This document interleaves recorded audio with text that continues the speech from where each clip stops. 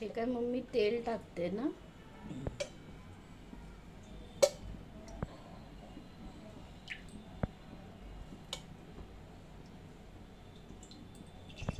तीन पळी तेल.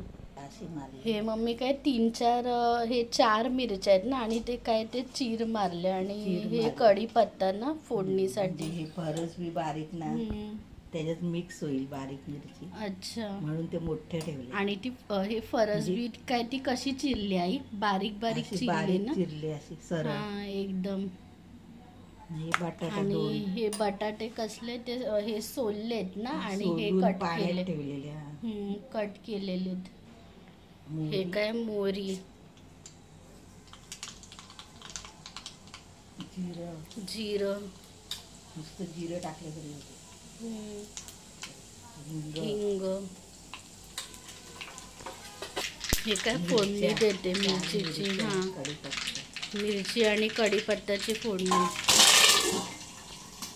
हे काढते ना.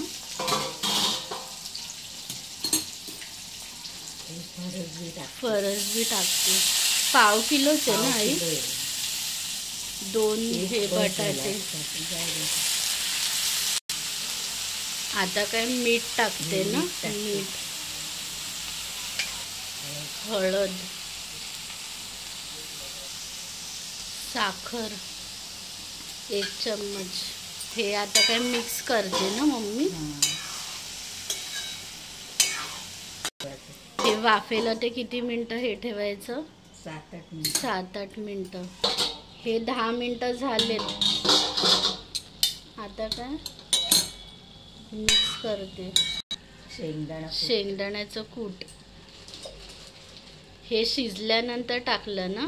हे 2 चमचे. बटाटा शिजलाय ना आई, त्याच्यानंतर कूट टाकलंय. कोथिंबीर टाकते. आई हे कूट हे नंतरच टाकतो ना? हे नाही तर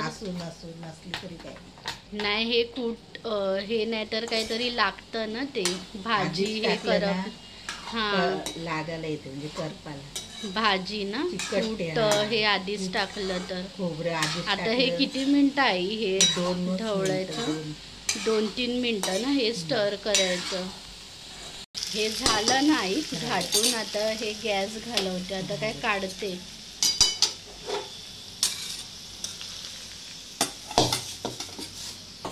ही भाजी मम्मी हे कढी भातासोबत चांगली लागते. जर कधी हे मटकी नसेल तर ही करायचं. असतात ना जे शेंगा, सगळ्या गवार, फरसबी, चवळी, त्याला कमी तेल लागते. तोंडली आणि कोबी. आणि कांदा पण नाही ना हे विदाऊट हे कांद्याची भाजी. कांदा हे लसूण नाही. झाली नाही भाजी फरसबीची.